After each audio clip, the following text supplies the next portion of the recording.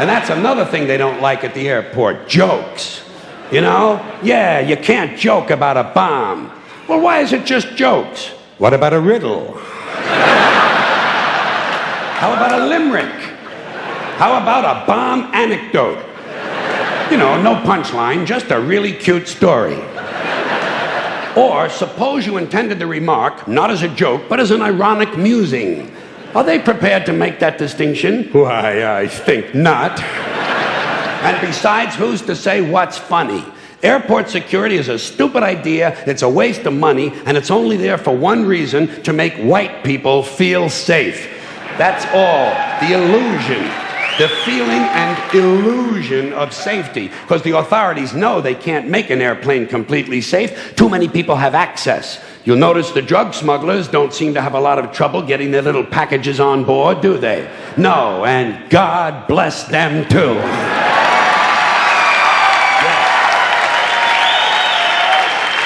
Oh, and by the way, an airplane flight shouldn't be completely safe. You need a little danger in your life. Take a fucking chance once in a while, will you? What are you going to do? Play with your prick for another 30 years?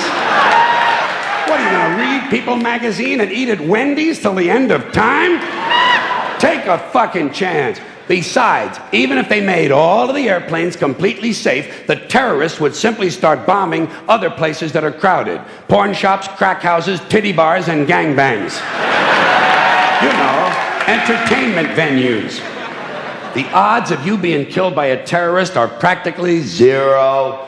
So I say relax and enjoy the show. You have to be a realist. You have to be realistic about terrorism. Certain groups of people, certain groups, Muslim fundamentalists, Christian fundamentalists, Jewish fundamentalists, and just plain guys from Montana are going to continue to make life in this country very interesting for a long, long time. That's the reality. Angry men in combat fatigues talking to God on a two-way radio and muttering incoherent slogans about freedom are eventually going to provide us with a great deal of entertainment.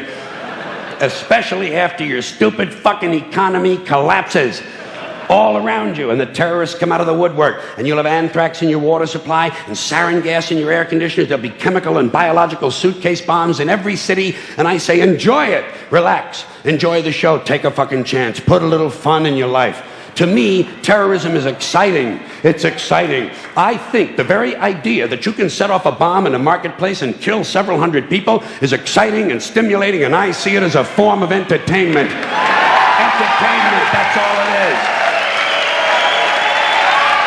Yeah.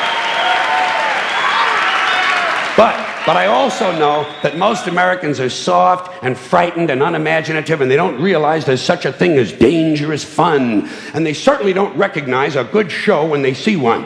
I have always been willing to put myself at great personal risk for the sake of entertainment. And I've always been willing to put you at great personal risk for the same reason. As far as I'm concerned, all of this airport security, all the searches, the screenings, the cameras, the questions, it's just one more way of reducing your liberty and reminding you that they can fuck with you anytime they want. As long as you put up with it. As long as you put up with it. Which means, of course, anytime they want. Because that's what Americans do now. They're always willing to trade away a little of their freedom in exchange for the feeling, the illusion of security. What we have now is a completely neurotic population obsessed with security and safety and crime and drugs and cleanliness and hygiene and germs. There's another thing, germs. Where did this sudden fear of germs come from? In this country. Have you noticed this? The media constantly running stories about all the latest infections, salmonella, E. coli, hantavirus, bird flu, and Americans they panic easily, so now everybody's running around scrubbing this and spraying that and overcooking their food and repeatedly washing their hands, trying to avoid all contact with germs. It's ridiculous, and it goes to ridiculous lengths. In prisons, before they give you a lethal injection, they swab your arm with alcohol.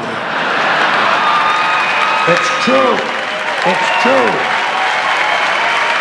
It's true. Well, they don't want you to get an infection.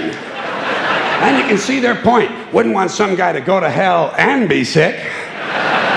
It would take a lot of the sportsmanship out of the whole execution.